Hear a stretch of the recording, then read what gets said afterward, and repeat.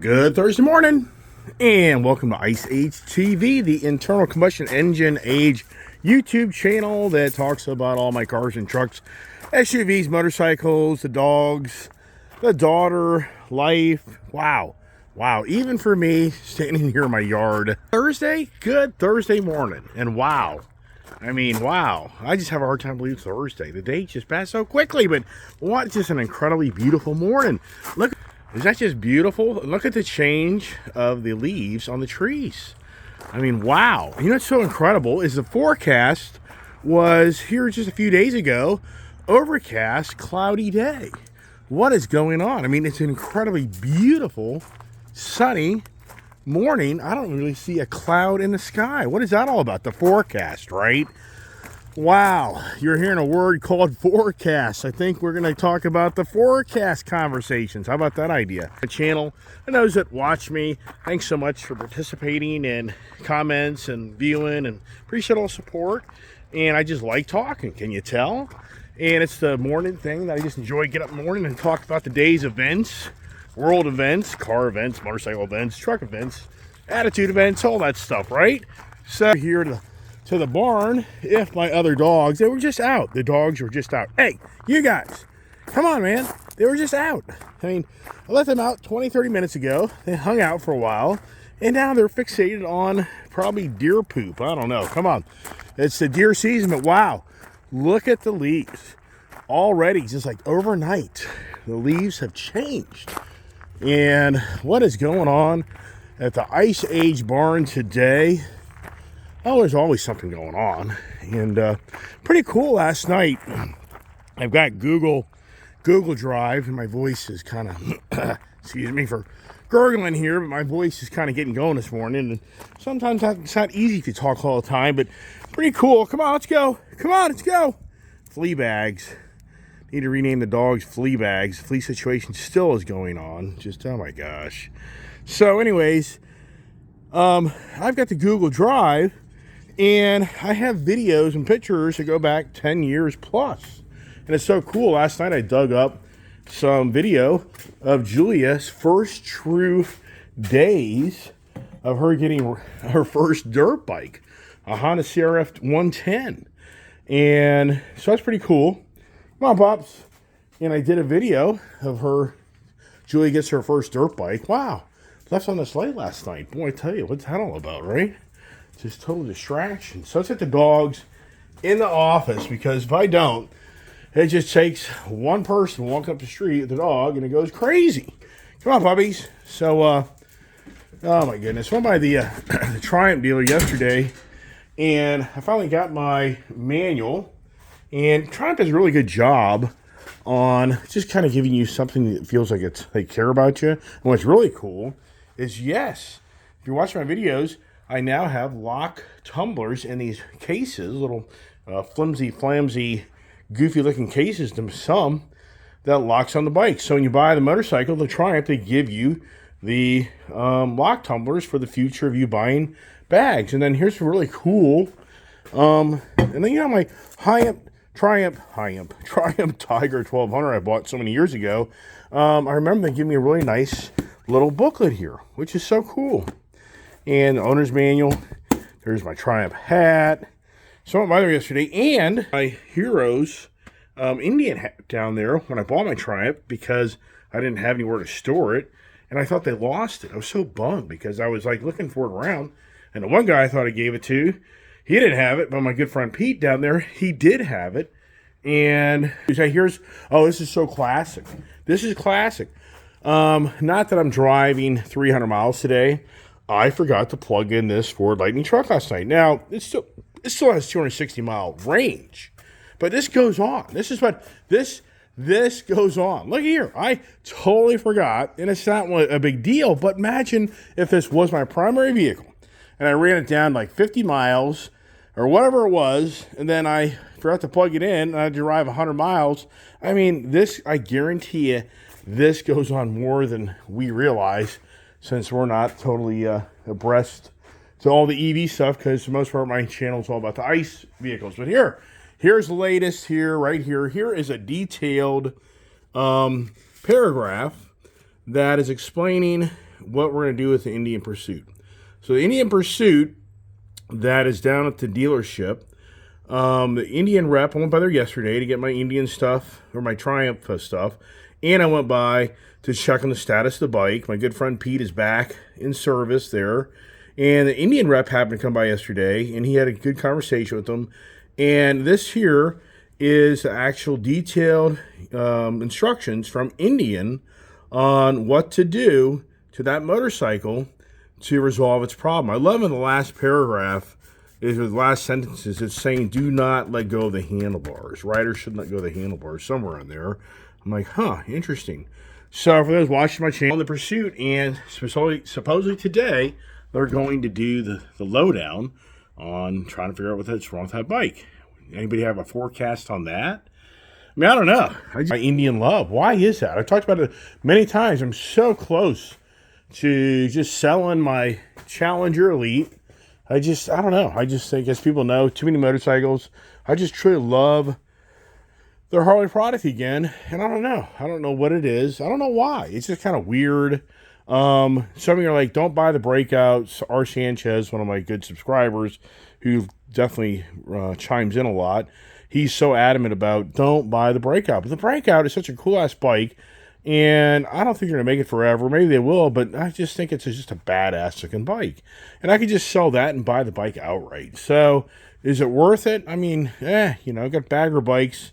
If I knew the CVO limited new updated version was available in this, with the heated seat, tour pack, I would instantly trade out for that. I would have no problem with taking that away and getting the new CVO limited package, which that's going to be coming out probably in 2024. So maybe I just save it for that day of buying that. Who knows? I don't know.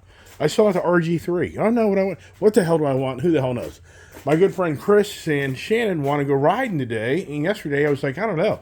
Didn't look like it to be such a great day. So, boy, was I wrong about that. The forecast. So, we're going to talk about the forecast conversations, because more than ever, isn't it seem that in today's world, with all the technology, everything is the forecast. It's even on this card here, even this Lightning truck, in so many aspects. I'll just show you here. This vehicle is going to forecast what my driving range will be today. And let's see if I'm right or wrong on the, 216 miles. So once again, I'm not going that far today, not too worried about that. But this is already forecasting to me how many miles will go. On open highway, constant speed, that would drastically change. If I put a trailer behind this truck, this would radically change. If I'm doing the back roads and I'm doing just steady driving of stop and go most of the day, then that radically gets better. So the forecast right there can go different directions. And it's no different when you come out here to these cars and motorcycles. It all really comes down to what type of driving style. I mean, if you watch the Hellcat, original Hellcats, when they were released, they were so much about you could run through a tank of gas if you just had this thing wide open. I don't even remember the numbers, but it was just crazy numbers on how much fuel this thing can burn. If you're really driving or racing this thing, anybody races these things on a real track, meaning you track it, not a straight line, I'm sure they'll tell you, you go through a tank of gas within X amount of, 20 minutes or whatever it may be if you're doing serious acceleration and high speeds. So, once again, you look at the forecast on this vehicle here, and that's what just blows me away, is this vehicle here pays a big gas guzzler tax, but if you don't really get into this car and you're just driving like a normal person, this car gets 20 miles per gallon. You get into it, it's below that 20. And as I've spoke before, the National Highway Transportation, the EPA, your marooning stickers, any passenger vehicle in this country that has a combined fuel mileage of 18 or less, meaning 17 miles per gallon, you then pay the gas guzzler tax. And that gas guzzler tax is based on the value of the car. I think my friend Brett, who watches my channel, has a brand new Z06. I think that he paid like $3,000. I think he paid a $3,000 gas guzzler tax. This GT Ford Mustang here, since it's a manual transmission, I had to pay a freaking $1,000 gas guzzler tax. So somebody that orders this car, hear me out. If you say, oh, I'll buy the manual transmission Mustang because I'm going to save myself money over buying the automatic. You're not. Because at the end of the little Maruni sticker here, you're going to see a gas guzzler tax. So you didn't make any better pricing on your car by buying the manual. You're being penalized. So actually buying the automatic in the end is a more fuel efficient, no gas guzzler tax. So you're better off buying the automatic, even though the manual in so many ways is the much funner car. What's the forecast on this? Here's what's really cool. The Steeda performance parts, the rear exhaust, that stuff's all due in like maybe today. Wow. I'm blown away. So I'm going to have all my parts for this car, but I already know my selling dealer. We talked, and he's wanting to do something next week. So I'll just have all the parts, but at least I have everything in order. And so what's the forecast? I am just so, on one way, excited about changing this car up. Another part of me is like, oh my gosh, do I ruin it? There's such a fine line when you take these vehicles. And that's like the Bronco. I ain't doing nothing to that thing. It's perfect the way it is. I'm leaving it alone. And resale value. I mean, anybody really want a Ford Bronco Raptor that's been all modded out? I mean, I wouldn't. I just think you lose your value. You hear those scenarios all the time. So look at the weather. I'm just really taken back. Beautiful time of year, great year. Today would be a beautiful day to ride, but here's the problem: to find something else. And the 2-stroke, 4-stroke conversations. I was thinking to myself, wow, we live in such an era of the forecast of the gloom and doom of the end of the world, and that all these engines that emit emissions is ruining and destroying the world. We all know that the green agenda, it should be called the forecast agenda. I don't know why they're called the green agenda. These are forecast agenda people that are convincing so many others that they know the forecast of what lies tomorrow. What is forecast? It's trying to, in so many ways, predict the future. It's in so many ways trying to control the future. I mean, more than ever, think about this. Can you imagine the weatherman telling you he knows exactly how the weather's going to be a week from today? I mean, sincerely, would you believe him?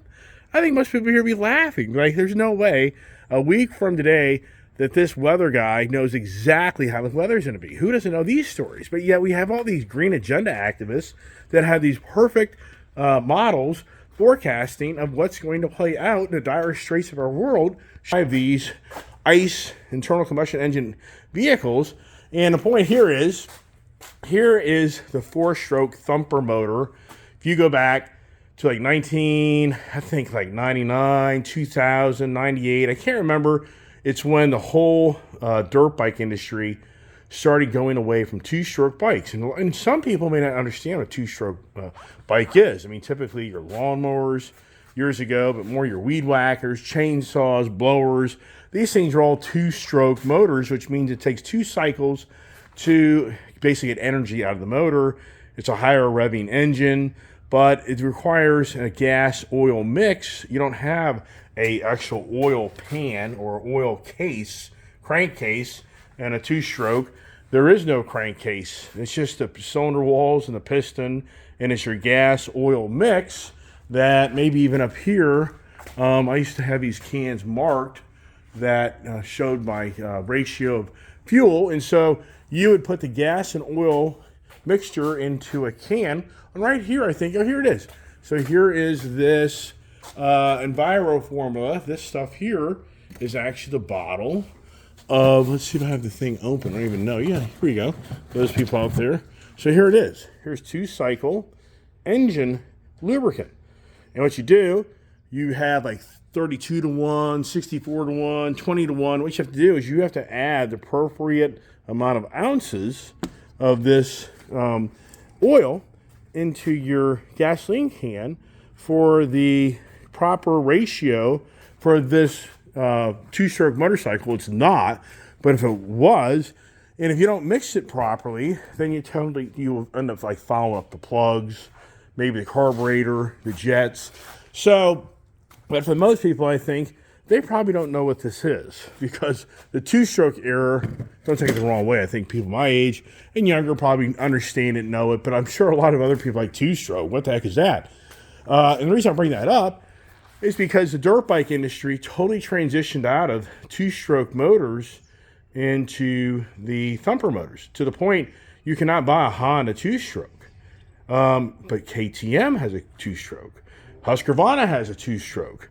I don't know if Gas does, or there's lots of other. Kawasaki has a KDX 110 two-stroke. Still are manufacturers out there. They're still today building these two-stroke motors, but for the most part, a lot of the bikes now are four-stroke. Well, the kid, here's the reason I'm bringing it up. The freaking kid is just dying to have a two-stroke dirt bike. And a selling dealer up here locally has just taken like $3,000 off 125 KTM and a 150 KTM two-stroke. And I'm like, oh, here we go. So I could go over to this dealer so here's the debate. This bike, so I could probably this is a really nice motorcycle. In some ways I don't want to get rid of it, but other ways I'm like, if the kid wants really the two-stroke, does she part with this? He's like, yeah, Dad, I will. So there's a chunk of money I can just put towards buying that other bike and then just pay the difference and outright buy it. But yeah, does that make sense when this is such a badass bike? But she wants the pipe. She wants that two-stroke experience. So yeah, so is the forecast for today. Do you see me going by and buying a two-stroke bike today? It's possible. I've always wanted a Husqvarna. When I was growing up, I always wanted a Husky. That was such a motorcycle I wanted to buy. I was a Yamaha guy for the most part. Then as I got older, I went into the Hondas. But that's when I was freaking, in my late 30s and 40s. And so there's another dealer that has Huskies. But the problem is those things are about a good $2,000, $2,500 more. Is it really worth it? And I understand KTM and Husqvarna are one group. When you're riding a KTM, in so many words, you're riding a Husqvarna. It just has a different, Husqvarna in so many ways, you're riding a KTM. So, I don't know. So that'll be a forecast. What's that forecast, right? Here's the Triumph. And do I ride that today? So here's the dilemma. Do we go riding today, have a good day riding, which I really would like to ride, and put the dirt bike thing on hold? Or do we go riding and we ride out to the dirt bike dealer and get a deal done, and then later on come back in and buy a dirt bike? I don't know. So the kid just loves the two-wheel rides, and it's interesting. A lot of my subscribers, but I'll post videos of my daughter getting a motorcycle, and I get so many of these people make these rude comments that you're what you've done, and your daughter can't handle that, and blah blah blah. And I'm like, okay, well, right, whatever. Everybody that forecasting the gloom and doom of the future of my child, which is like, gee, thanks. That's not very nice. But anyways, let's just kind of, I guess, get upstairs in the office here and get things going. And worked out of the Lightning truck yesterday. This vehicle is a nice vehicle, but it's an EV vehicle, and that's the reason I'm talking about the forecast. I think that the conversations here this morning are going to be a lot about the forecast of what's going on in the automotive industry. And boy, oh boy, if this isn't a statement of a forecast that's been misread, it's pretty big. So things are changing and things are happening in the automotive industry that are possibly going to change a new direction. And here's some breaking news. This is pretty cool. Now, do you believe it? I don't know. So here we are, the Dodge Charger. This has been one of my favorite vehicles for many, many years. I'm talking about, I bought my first Dodge Charger back in like 2005. I think it was a silver one, the SRT package. And I got to drink my coffee, so I'm sorry. So I love the Dodge Charger product because it's such a usable car.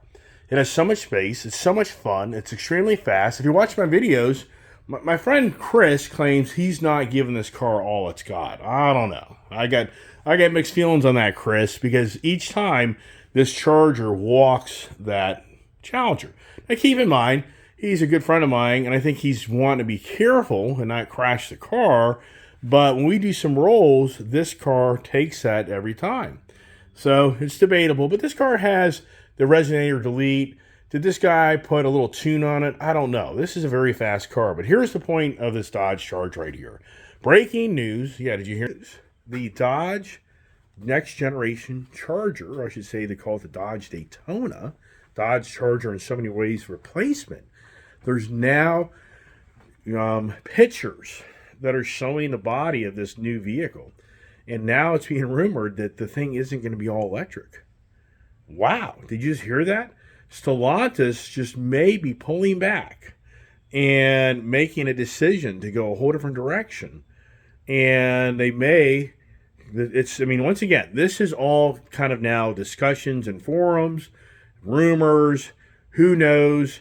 But the talk is that it's possible Dodge just isn't going to go total electric, that they're going to go more hybrid, which I think anybody here would be like, yes, keep the gas engine. There's speculation that they're building a brand new V8 motor.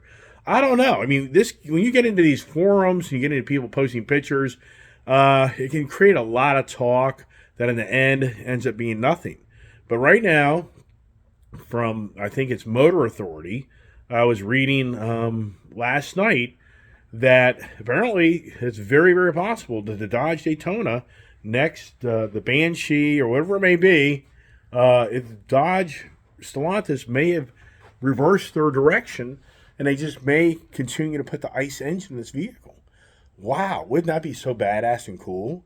And I think, in these forums, the Hellcat forum, Dodge forums, I guarantee you, anybody that works for Dodge Stellantis, I guarantee you, they're seeing so many people reach out and say, we don't want it. We don't want it. And you're not listening. That's what I was talking about a while ago and it's incredible why wouldn't the manufacturers just put out in the market, do you want to buy an electric vehicle? But we all know it won't work because I just told you the green agenda radical activists, the radical forecast activists, these are the people that manhandle these corporations and companies and tell all the manufacturers what they can and can't do. But it's not working because the general population of people aren't buying into the gig. So is Dodge possibly going to retract? And all of a sudden, bing, bam, boom, we got a new restyled Charger and a restyled Challenger. But they call it the CUDA. There's been so many years that felt that Dodge should rename this car and make it into a CUDA retro style, which is a little different. So do we get a CUDA and a Daytona that are the new next generation Dodge product that ends up staying gas, hybrid? Wow. I mean, that would be truly exciting. Wow. So is it going to happen? Boy, in today's social media, today's information age, challenging, as anybody here knows, to feel like you really know what the truth is and what the lies are. I mean, it's very challenging. So let's get up this here and continue the forecast. What are the puppies here doing? Well, I tell you what, it's hard to believe I've had these dogs now for 10 years. And they're 10 years old. And boy, they're starting to kind of show their age. Kind of like the ice guy here. So let's get, what I forgot to do? Do I want my heater on? I think I'll put the heater on. Hey there. Get the heater on. Hey there, puppies. So where's Kiefer? Handful, troublemaker, still training, learning. Anybody know these stories? You get a new dog. It takes time to make these dogs to behave. Those little Wheaton Terriers, I was ready to give those damn things away. They were such a frickin' pain in the ass when I first got them. I mean, I'm not embellishing. They were bad. So anyways, logging onto my computer here. And yeah, I thought to myself, forecast. I even looked up my channel. It's like, have I ever had the forecast conversation? And I haven't. As far as I know, I haven't. Couldn't find one. And I thought, boy, oh boy. I mean, more than ever, are we living in an age of the so-called experts and the so-called people just know everything, can forecast how everything's going to play out. And in the automotive end, it's really becoming very apparent that the forecast of this EV transition isn't going as planned. To the point, General Motors just announced yesterday that they now are delaying the building of another major manufacturing plant for the EV specific vehicles. And point blank, GM's words are the EV transition isn't moving along as smoothly and as what we felt the consumers would want. I mean, that's kind of in so many words what they said. Jim Farley has already raised his hand. They're going to focus more on the hybrid setup. They're already pulling back on the production of the Ford F-150 Lightning. Tesla is now showing, Elon Musk, they're showing their third quarter revenues and profits are down 49%. So Elon Musk of cutting these prices, I was talking about yesterday, on these Teslas by 30+% is totally taking away his profits and his theory of driving more people to buy cars. It's not. So his sales are not on par with the discounting of these vehicles. So for Elon Musk, he's now making comments that the storm and the trouble ahead, his forecast is that we're going into very challenging times. And meanwhile, he's then just changed the subject to, hey, here's the Cybertruck that you've been waiting for that takes you to Mars, and you look like you're on that Lost in Space series from the back of the 60s. And they'll pack up a nice Toyota minivan where you'll feel right at home. Okay? I mean, that's kind of, go to the Lost in Space videos, and you'll see what I'm talking about. So, I think that's Elon Musk. I guess he watched that series a lot, but that's, well, in reality, Elon's not some young kid anymore. It's easy to look at him as being a young kid. He's not. So the forecast on the green agenda, right now, this country in so many ways is borderline a flop. And this is what I talk about Elon Musk being the double-edged sword all the damn time. So here's Elon Musk, okay? But it's Tesla. They don't use his name. But so get this. Right now, and this is where it gets confusing for me. I thought the Environmental Protection Agency oversaw the big automotive industry's guidelines for the emission standards, but it's the National Highway Transportation Safety Administration, NHTSA, that apparently is monitoring the fuel standards for these cars. So now, an article I read yesterday is Tesla's pushing NHTSA to be more aggressive on making the fuel economy even a higher level. So apparently by 2026, which is now, if you're a manufacturer, you're only now a year, maybe year and a half of bringing a car to the market. Remember, most manufacturers are showing their next model year car 6 months or even sometimes a year before it's released. So 2026 in our country, 49 mile per gallon standard average for the fleet of vehicles. Now, just so you know, Ford's pretty smart, even though I think some people don't like Ford. But think it through. Ford got rid of all their cars except for the Mustang. Everything else is SUV. So if you think it through, and Ford built the F-150 truck and the Mach-E, and so Ford doesn't really have a fleet of cars anymore. So then by 2026, they're not going to be, I think, as challenged as other manufacturers are going to be for that 49 miles per gallon average fleet, because the SUVs and trucks are typically excluded from that. I could be wrong about that. Somebody may have more depth on that, but I could be wrong with that, because if you include these SUVs and trucks, there's no way. And in the heavy duty series, meaning any truck over a half ton, once you get to 3/4 ton, 1 ton, those are considered heavy duty, and they don't even post a fuel mileage. Those are exempt from that. But if you have a half ton truck and SUV, it does post fuel mileage. So will those be grouped into Ford's and other manufacturers' 49 miles per gallon, meeting that by 2026 or paying penalties? And wow, I don't know how they're going to accomplish that, especially with the electric vehicles not taking off like they thought they would. So that's very challenging.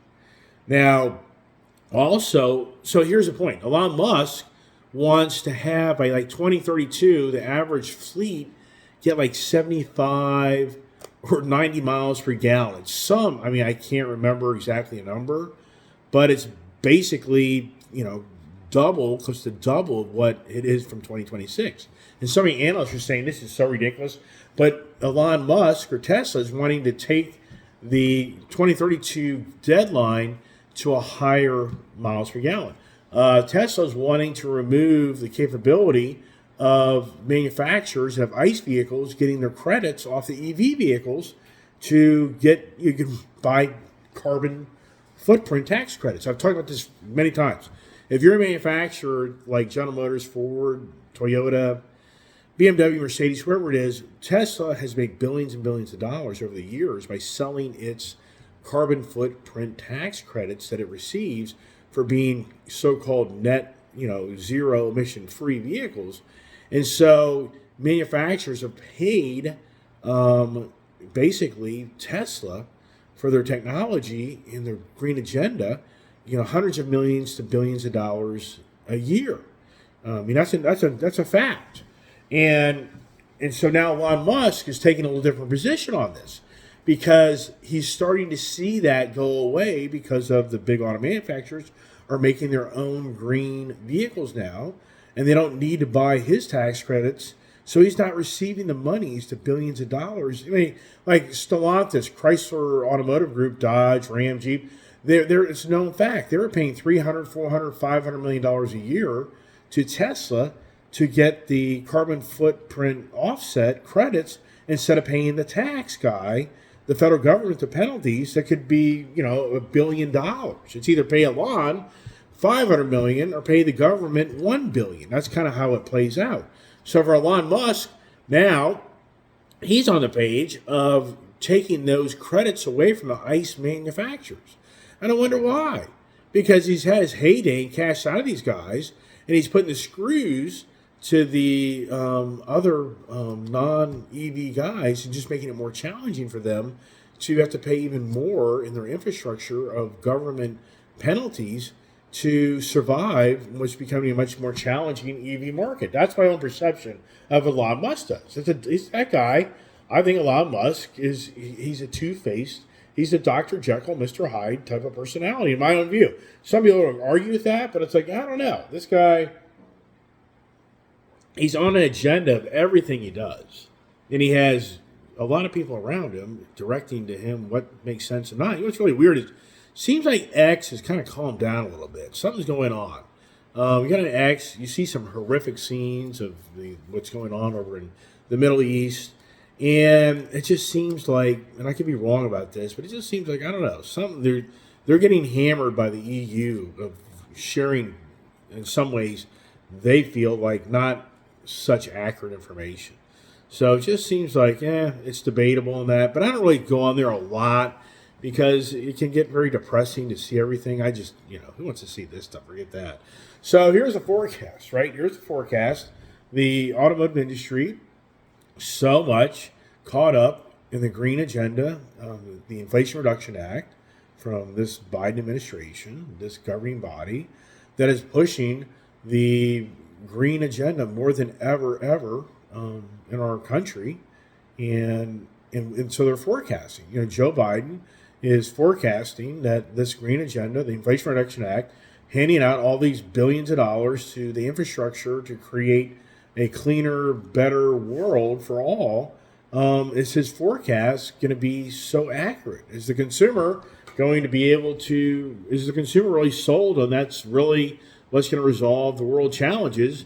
As in all fairness, as we know, we've heard the comment from Joe Biden that the green agenda is more important than, in so many ways, the safety of our own country from military and war capability. And yet here we are now in two wars. They call it World War III. I mean, you think it through. We're already in World War II. Well, why do you say World War II? There's a war going on between Russia and Ukraine. There's World War I. We're now in a war between Islam and the Jews. There's war number 2. So when do the Christians get involved with the Jews in the Islam, which makes it then War 3. So, I mean, are we really at the edge if that's where it's going? I mean, wow. I mean, that gets heavy and deep. But here's the point. Here's the forecast. We have a sitting administration and a president that has forecasted so many things, and the forecasts for, I think many here would have to say, have failed. Because, I mean, I can still remember that in 2020, when we had a transition from one president to another president, I heard that the former president was the worst president ever and dangerous individual. He's going to get us into war. He's going to enrich all the big businesses. He's going to enrich himself. I mean, this is all the stuff you heard. He promotes racism. He's a white supremacist. He's a Nazi. I mean, you can think of all the things that were said about this former sitting president. Once again, I'm not here to try to reelect Donald Trump. That is not my channel. I'm just sharing. We heard through the media all this information being told to us, and a lot of people came to closure that they would settle for somebody else. That was the word used. Settle for a guy named Joe Biden. Because the Build Back Better forecasted that under this new Joe Biden's policies, that the forecast this country would be far better off than it's ever been, and far better off than under the Trump administration. Wow. Is anybody figuring this stuff out? I mean, sincerely, I don't give two craps if you're a Democrat or Republican. I don't care. I don't care. Just get that crap out of your brain. I mean, forget it. Is the country better off than it was 3, 4, 5 years ago? I mean, sincerely, you're telling me that when you buy higher priced food, gasoline, a car, a house, clothing, I'm just going off the tip of my tongue here. You want to travel, entertainment, your stock portfolio, your 401k, the law in all these cities seems to be lawless. Washington, D.C. is back to its highest. I mean, here's the thing that people don't understand that's so disgruntling for an individual as me, and I'm sure others watch my channel, is the real statistics of crime aren't being reported anymore because they're not reporting the crimes that police can't enforce. So many people are like, oh, the crime isn't really up that much. It's through the roof, you idiot. They don't report the crime, but you just sit in your house, sucking your thumb, watching MSNBC or Fox News, and you just get caught up in these numbers that the media tells you, and it's like, but you're clueless of what's really going on, and it's really sad. So the whole point is, we have a administration that forecasted to you to rally behind all this great stuff that's going to come to be, and in so many words, in so many ways, it's in shambles. I mean, sincerely, is anybody here way better off today than they were 3, 4 years ago? I mean, sincerely, and here's again, I get it. If you're part of this green agenda movement, I've said it many times, you're going to be rewarded. You know, if you're a guy selling military warfare, you're probably doing pretty damn good. I mean, I could go through the list of all the green agenda things. If you're a guy getting the subsidies to build infrastructure, to build solar panels, you're probably very excited right now. If you're a guy that's selling semiconductor chips, you're probably very excited right now. If you're the guys that start building batteries for the factories, because the government's handing out billions of dollars to your industry to help you start a new business or grow a business. So you're probably pretty happy right now. But I think the majority of other people, the middleman, small man, isn't really that excited about what they're witnessing. Because do you feel confident riding on the subway in New York City? I'd love to hear anybody here on my channel say that they'd have no problem getting on the subway in New York City at 2 a.m. in the morning. I'd do the same thing in Chicago. I would even do it here in D.C. What's the big deal? I mean, sincerely, why should I be concerned? I'll walk the streets of D.C. late at night. I'll walk the streets of New York and L.A. and Chicago. What's the big deal? I mean, don't get me wrong. It isn't like years ago. That wasn't, things going on as well. It was, but more so than ever today. But this is by the forecasters of so many that told us that how much greater this country would be. Remember Build Back Better? I mean, does anybody remember these conversations? So, wow, how do we change the forecast? I mean, sincerely, how do we change forecast? I mean, we're into deep, deep challenges. The oil reserves. Do you realize we're now at record low oil reserves? That this guy, Joe Biden, released oil reserves to try to simmer down the oil markets because he couldn't get Saudi Arabia and OPEC and Russia and everybody else to agree to pump more oil. Well, wait a second. I thought we were supposed to cut Russia oil off, right? Where is that? Where's the sanctions against Russia? Is Vladimir Putin just laughing his ass off in so many ways of what he's witnessing of this weak country we have at this time? Look at China. I mean, it gets deep and heavy. So, yeah, I'm going to kind of wrap it up with that. It's the forecast. All I can tell you is the forecast sucks. That's the reality. I mean, that's the real story. The forecast sucks. When are we going to have a better forecast? Yeah. Wow. Yeah, I'd love to hear different ideas and views. Don't need to be the doomer gloomer here. That's not the goal. But at the same time, we live in a society more than ever where it's all about the forecast. It's all about what's going to happen tomorrow.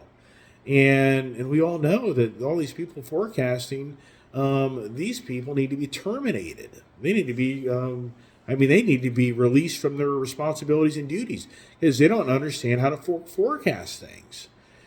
All right, everybody, that's it. I'll let it go. And it's always an adventure, right? So does today's adventure turn into a two-stroke motorcycle? Does the kid already pumped? I decided to say, hey, kid, what do you think? Oh, yeah. She's like, oh, my God. Dad, right? Yeah, so does it make any sense? No.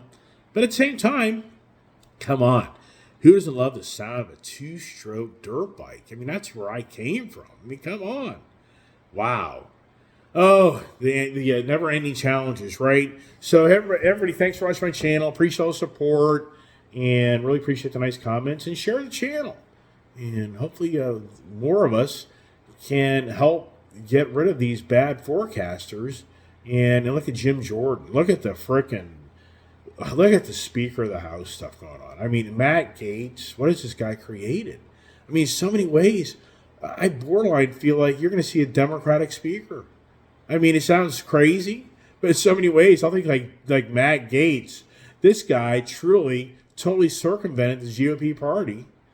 And now the Democrats have the House, the Speaker control. Yeah, right. Sounds far-fetched. Sure. Yeah, can I forecast that? What did Matt Gaetz forecast? I mean, sincerely, what does he really think he's going to pull off on all of this? Yeah, it gets deep and heavy. All right. God bless. Stay safe. Stay tuned. And I'll show some videos later of a dirt bike. I don't know. Have a great day. Stay safe. God bless.